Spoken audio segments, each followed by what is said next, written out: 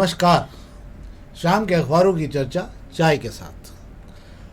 खबरें हैं, एक जानकारी भी है कि आज प्राइवेट रिलायंस और नायरा, ये दो पेट्रोल कंपनियां हैं, पेट्रोल डीजल जो शहर में बेचती हैं, करीब करीब 12 या 14 पेट्रोल पंप हैं इंदौर और इंदौर के आसपास। उनके पेट्रोल की कीमत 5 रुपये 30 पैसे बढ़ा दी और डीजल की कीमत 3 रुपये बढ़ा दी है। ये इस बात का संकेत है कि आने वाले समय में अब आपको पेट्रोल और डीजल की कीमतें इससे थोड़ी और ज़्यादा बढ़ी हुई मिलेगी, क्योंकि पेट्रोल प्राइवेट कंपनियों से थोड़ा सा ऊपर जाता है जब भी कीमतें बढ़ती हैं। तो अब उसके साथ ही ये काम चालू हो जाएगा। हम खबरें शुरू करते हैं आपके पास। आज 26 मार्च है और अगले 3-4 दिन तक शहर में वसूली अभियान जोरदार चल रहा है राजस्व विभाग का सभी जगह पर। तो हम उन पर बात करेंगे। सबसे पहले आज हम पत्रिका खबर पे बात कर रहे हैं। पत्रिका खबर में 1-2 खबरें जिसमें हम बात करेंगे। एक तो 28 तारीख को बजट की बैठक है नगर निगम की। 8,000 करोड़ का बजट, जैसा आपको विश्वास शेखर जी ने बताया था। परिषद की बैठक है। कांग्रेस पार्षद जो है भागीरथपुरा कांड को लेकर पूरी तैयारी कर रहे हैं। इस बार जोरदार हंगामे की तैयारी है बजट को लेकर। 7 अप्रैल को 28 मार्च में जब 7 अप्रैल को पेश होगा बजट। बहस अगले दिन होगी। 2 दिन चलता है बजट। मुझे लगता है कि कई कार्य होने हैं और कई कार्य होने वाले हैं। और पिछली बार का जो बजट था वो पूरा बुरी तरह, उसमें से 50% घोषणाएं कागजों में रह गई। क्या है साहब ये? जी बिल्कुल, आप सही कह रहे हैं। 8,400 करोड़ रुपए का नगर निगम का भारी भरकम बजट जो है 28 मार्च को पेश होने वाला था, जिसको अब 1 हफ्ते आगे बढ़ा दिया गया है। यूं कहें कि अब 7 अप्रैल को बजट पेश होगा और 8 पे उस पर बहस होने वाली है। ये तो बजट की बात हो गई, पर बजट के अंदर सबसे महत्वपूर्ण कड़ी जो कही जा रही है वो भागीरथपुरा कांड कही जा रही है। भागीरथपुरा कांड होने के बाद में पहली बार पक्ष और विपक्ष सामने होंगे। परिषद बैठक का जो एजेंडा तैयार किया गया है उसमें बजट पर तो बात होनी है। प्रश्नकाल जो लगा हुआ है उसके अंदर कांग्रेस का जो पूरा जोर है भागीरथपुरा कांड पर परिषद की जमकर खिंचाई करनी और उन सवालों का जवाब लेना है, जिसकी उम्मीद शहर के लोग भी कर रहे हैं कि भागीरथपुरा कांड में लोगों की जो मौत हुई है उसकी जो रपट है वो क्यों सार्वजनिक क्यों नहीं की गई, उस रिपोर्ट में क्या आया है, वो रिपोर्ट कहाँ है जो नमूने लिए गए थे। इसको लेकर कांग्रेस ने जोरदार तैयारी की है। नेता प्रतिपक्ष चिंटू चौकसे खुद इस सवाल की कमान संभालेंगे और भागीरथपुरा के मामले को लेकर और अन्य मामलों पर परिषद की घेराबंदी के लिए कल उन्होंने अपने दफ्तर में कांग्रेस पार्षदों को बुलाया था। सबकी रिहर्सल करा दी गई है किसको किस विषय पर घेराबंदी करनी है। हालांकि आपको बता दूं, भाजपा भी पूरी तैयारी में बैठी है कि किस तरीके से बचाव करना है और विपक्ष के हमलों पर किस तरीके से हमला हल्ला मचाकर उस बात को वहीं खत्म करना है। ये 28 या 7 अप्रैल को करने कोई रीजन? ये वजह मैं आपको बता देता हूँ। पहले 28 मार्च का बजट पेश होने वाला था, 29 को रविवार होकर 30 तारीख को इस पर बहस होनी थी। चूंकि महावीर जयंती को लेकर जो छुट्टी 31 मार्च को तय हुई थी उसे 30 मार्च भी कर दिया गया है। यानी 30 मार्च को सरकारी छुट्टी होने की वजह से बजट को आगे बढ़ाना पड़ा है। इस वजह से 7 को बजट पेश होगा और 8 पर इस पर बहस होनी है। ठीक है, एक और खबर हम बात कर लेते हैं। अंततः आज हालात पूरी तरह शहर में सामान्य हो गए। मतलब लगभग पेट्रोल के जितने भी सारे पंप है शहर के, पूरे 50 पंपों पे आज बिल्कुल भरपूर पेट्रोल है और आप फुल टैंक करा लीजिए। आप बुला के पेट्रोल पंप वाले देने को तैयार है तो कोई लेने को तैयार नहीं है। इतना पेट भर चुका है लोगों का, 2-3 दिन में लाइन में लग के पेट्रोल भरपूर है शहर में। हम आपको फिर बता दें, पेट्रोल की कहीं कोई दिक्कत नहीं है पेट्रोल डीजल की।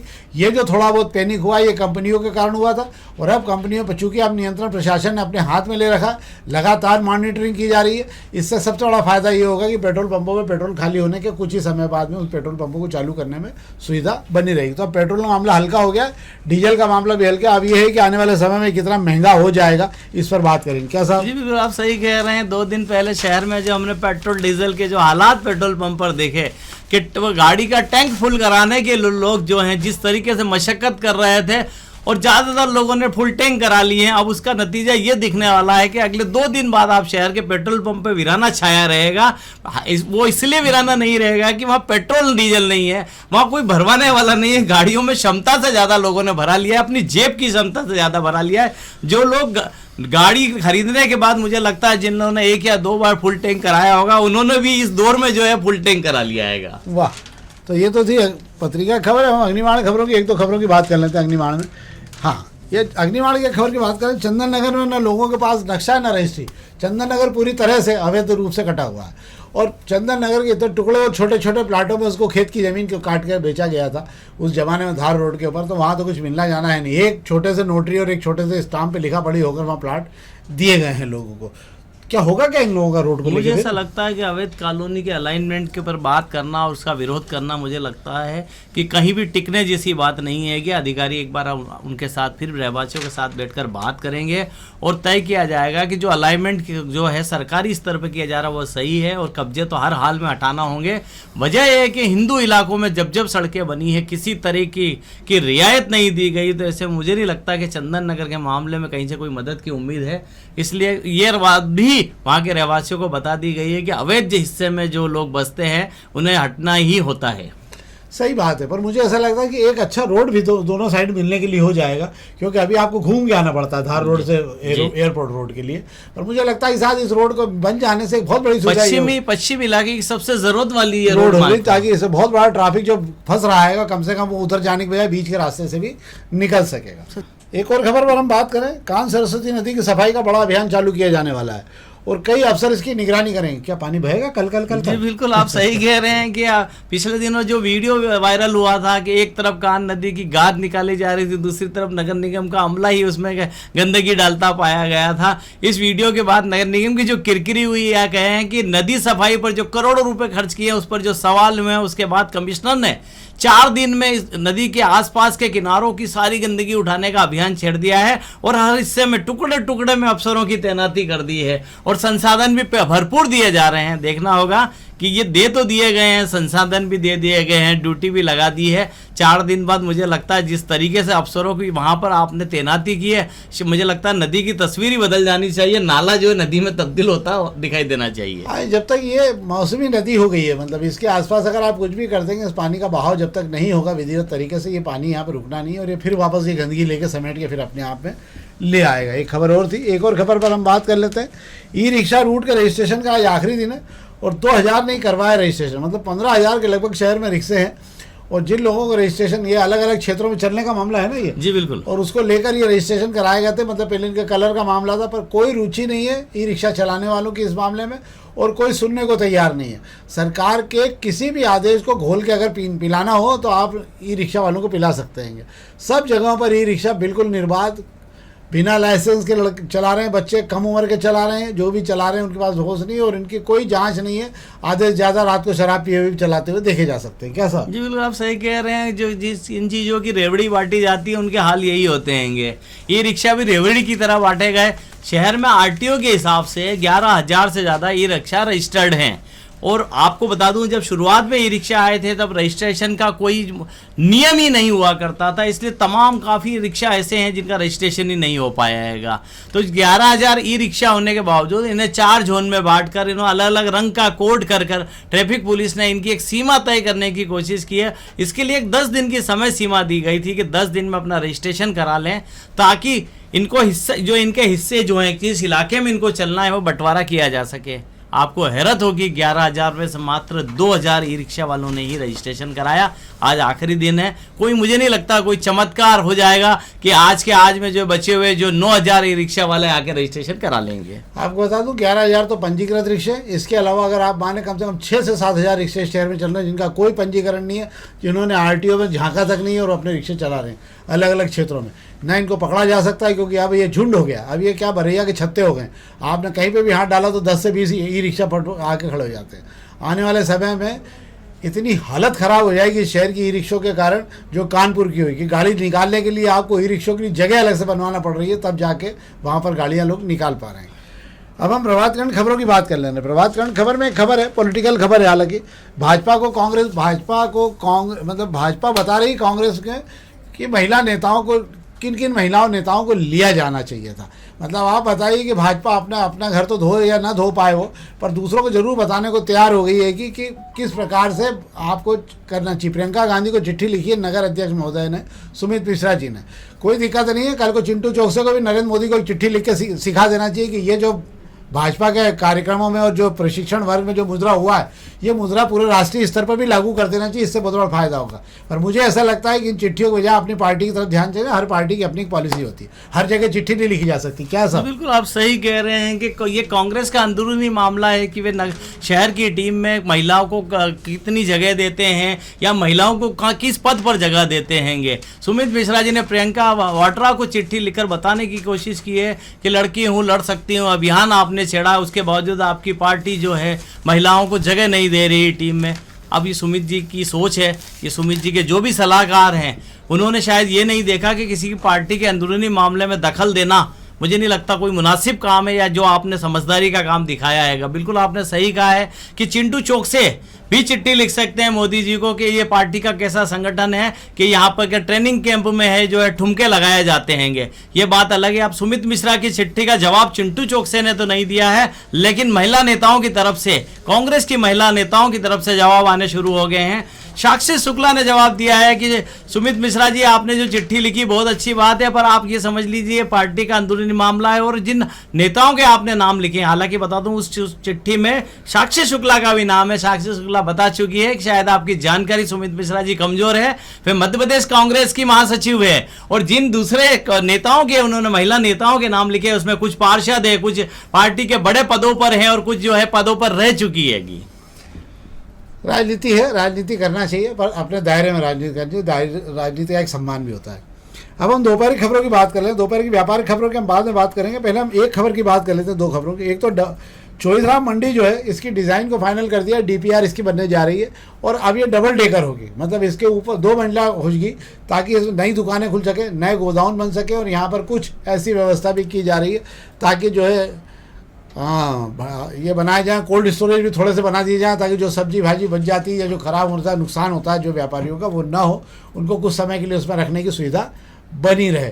इसके अलावा माल ऊपर तक जाने की सुविधा हो जाए, 50 गोदाम भी बनाए जा रहे हैं। एक बड़ा ये मध्य प्रदेश की सबसे बड़ी मंडी के रूप में वापस विकसित करने का अभियान है, और बड़े पैमाने पर इस काम को किया जाएगा। शहर में एक बड़ी मंडी की इसलिए ज़रूरत है, इस समय चोइथराम मंडी में सर्वाधिक आवक होती है सब्जी भाजी से लेकर फल वगैरह सभी चीज़ों की।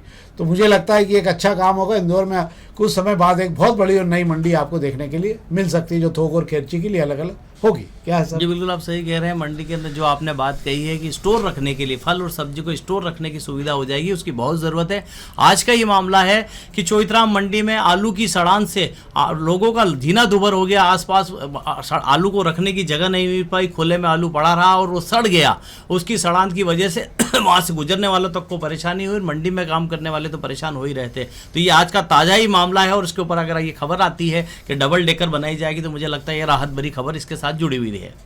अभी हाल मंडी तो अपनी जगह है, आलू इस बार इतना ज़्यादा आ गया है मालवा में कि आलू को लेकर बड़ी दिक्कत हो रही है। कई खेतों से तो किसानों ने खोदना ही बंद कर दिया है, क्योंकि 10 और 8 रुपए किलो के लगभग तो आलू बाजार में बिकने को तैयार नहीं है। दूसरी ओर कोल्ड स्टोरेज लगभग आलू से भरे पड़े हुए हैं, उनको भी चिंता हो रही कि ऐसा नहीं हो कि उनको बाहर स्टॉल लगा के बेचना पड़े। हालांकि मैं आपको इतना इसमें जोड़ दूं कि आलू की बम्पर आवक की वजह से उन लोगों को फायदा होना है जो रामनवमी और जो हनुमान जयंती पर भंडारे किए जाते हैं इस शहर में, और इस भंडारों का शहर है ये। तो कम से कम मुझे लगता है कि जो आलू बहुत ज़्यादा खराब होने वाला था उसमें से कई आलू तो जो है भंडारों के काम तो आ ही जाएगा। मतलब वो तो दिया जा सकता है कि ना खाया जाए तो खिला दिया जाए कम से कम। चलो ठीक, एक खबर पर और हम बात कर ले रहे हैं। युद्ध से पहले आज आपको हम बता दें, व्यापार में बता देंगे, पर युद्ध से पहले जो है दवाइयों का जो फार्मा का जो मटेरियल आता था उसके भाव 200% से लगभग ज़्यादा बन चुके हैं। इसलिए फार्मा कंपनियां, जो छोटी छोटी MSME कंपनियां जो दवाइयां बना करती थी, उनको दवाइयों की लागत इतनी ज़्यादा महंगी पड़ रही है कि दवाइयां बनाने वाले लोग की कमर टूटने लगी है। दूसरा, बाजार में कीमत बढ़ाई नहीं जा सकती। जिन दवाइयों की कीमत बढ़ना है वो 1 अप्रैल से बढ़ेगी, तो 1 अप्रैल से जो दवाइयाँ बढ़ेगी उसको लेकर अलग मामला है। पर फार्मा के लोग इस समय सबसे ज़्यादा परेशान हैं। क्यों? क्योंकि एक तो सरकार की नीति ठीक नहीं है, दूसरा चीन से आने वाला तमाम कच्चा माल जो है उसका आयात भी ढंग से नहीं हो पा रहा, और जो आ रहा है वो बिल्कुल उनकी रंगबाजी से आ रहा है, मतलब वो अपने मन माफी की इच्छा से बुला रहे हैं। क्या साहब? जी बिल्कुल आप सही कह रहे हैं कि हालात जो हैं उलझे हुए हैं। फार्मा कंपनी पर सबसे ज़्यादा असर पड़ा हैगा। हालांकि आज हार्मूज की खाड़ी हिंदुस्तान के लिए खोलने की बात ईरान ने कही है, सभी के लिए खोल दी। आज उन्होंने मित्र देशों के लिए खोल दी है, चीन रूस सबके लिए खोली हार्मूज की खाड़ी, उन्होंने हमारे लिए भी खोली है। और हम आपको बता दें कि हमको रूस से भी तेल, आज खबर भी छपी अग्निमाड़ में भी है कि 6 करोड़ बैरल तेल मिलेगा हमें रूस से। पर रूस से जो तेल मिलेगा वो उन दिनों के फाके खाने वाले दिनों में जो सस्ता तेल मिल रहा था वो रूस ने मना कर दिया। अब भारत को प्रीमियम देकर तेल खरीदना होगा, मतलब जो बाजार की कीमत होगी उस पर एक्सेस कीमत आपको अदा करना पड़ेगी, तब आपको रूस से तेल मिलेगा। यही शर्त ईरान ने भी रख दी है कि अब आप युआन में पेमेंट करेंगे। जो ईरान भारत से कई वर्षों तक रुपए में भुगतान लेता रहा ताकि डॉलर का दबाव भारत पर कम से कम रहेगा, उसी ईरान ने अब कहा है, दो टूक कह दिया है भारत को कि अगर आप हमसे कच्चा तेल लेना चाहते हैं तो आपको युआन में पेमेंट करना पड़ेगा। अब हम पूरी तरह से चीन पर धीरे धीरे डॉलर और युआन पर आश्रित होता हुआ ये देश जा रहा है। रशिया से भी हम खरीदेंगे तो भी उन्होंने रुपए में लेना बंद कर दिया, उनको भी युआन में ही भुगतान करना होगा। अब भारत को युआन के लिए अतिरिक्त कोष एक बनाना पड़ेगा। इसका दबाव भी पड़ेगा भारत पर और इसका असर भी दिखेगा आने वाले दिनों में आपको। कुछ खबरों पर बात कर लेते हैं। आज से पेट्रोल डीजल की कीमतें बढ़ी हैं। जो प्राइवेट पेटते रिलायंस, नायरा सहित जो प्राइवेट कंपनियां तेल की बेच रही हैं, उन लोगों ने अपनी कीमतें बढ़ा दी। 5 रुपये 30 पैसे प्रति लीटर डीजल पेट्रोल बढ़ गया है और 3 रुपये प्रति लीटर डीजल बढ़ गया है। तो आप समझ लीजिए कि 1 तारीख को जैसे ही चुनाव खत्म होंगे, 1 मई को चुनाव खत्म हो रहे हैं 5 राज्यों के, उसके तुरंत बाद आप ये मान लेना कम से कम 5 से 8 रुपये के लगभग पेट्रोल डीजल की कीमतें बढ़ेगी। एक नंबर बात। दूसरा, 1000 दवाइयों के भाव बढ़ाने को लेकर, मतलब बीपी, शुगर, जीवन रक्षक दवाइयाँ जो भी हैं, हार्ट की दवाइयाँ जो भी, 1000 दवाइयों की कीमतें बढ़ाने के लिए सरकार ने अनुमति दे दी है। 1000 दवाइयाँ 1 अप्रैल से आपको इन सब की कीमत बढ़ी हुई मिलेगी। कुछ कीमतें बहुत ज़्यादा बढ़ेगी, कुछ में 0.6% तक का अंतर आएगा। तो दवाइयों की कीमतों के लिए आप तैयार हो जाइए। 1 तारीख से बिजली की कीमतें बढ़ रही हैं, उसके लिए तैयार हो जाइए आप। और इसके बाद आज जो है ₹94 के पहली बार रुपए ने अपना नया स्थान चुन लिया। अब 94 रुपये 4 पैसे पहुँच गया रुपया। और इसने रुपए ने पूरी हालत ख़राब कर रखी। रुपया धीरे धीरे टूटता जा रहा है, 100 की तरफ बढ़ने को तैयार हो गया। कुछ दिनों में 95 भी चला जाए तो आश्चर्य की बात नहीं होगी। एक ब्रोकरेज फर्म है जिसने कहा है कि भारत का रुपया बहुत तेज़ी से टूटेगा, अर्थव्यवस्था पर बहुत बुरा असर आने वाला। अगर युद्ध 15 दिन और चल गया, अमेरिका और ईरान के बीच चलने वाला युद्ध, तो भारत की कमर टूटने में कोई आश्चर्य की बात नहीं होगी। रुपया 105 से लेके 110 के बीच झूलने लगे तो कोई भी आश्चर्य नहीं होगा, क्योंकि रुपया एशिया की सबसे कमज़ोर मुद्रा में शामिल हो चुका है। तो ये तो थी व्यापार की खबरें जो हमने आपको बता दी। हम इसलिए आपको बता देते हैं इस कार्यक्रम के आखिरी में कि आपको सारी चीज़ों की जानकारी रहे कि क्या स्थिति बनी हुई है उसकी। कार्यक्रम आपके लिए बनाते हैं, आप इसे देखिए और अधिक से अधिक लाइक करिए। बहुत बहुत धन्यवाद।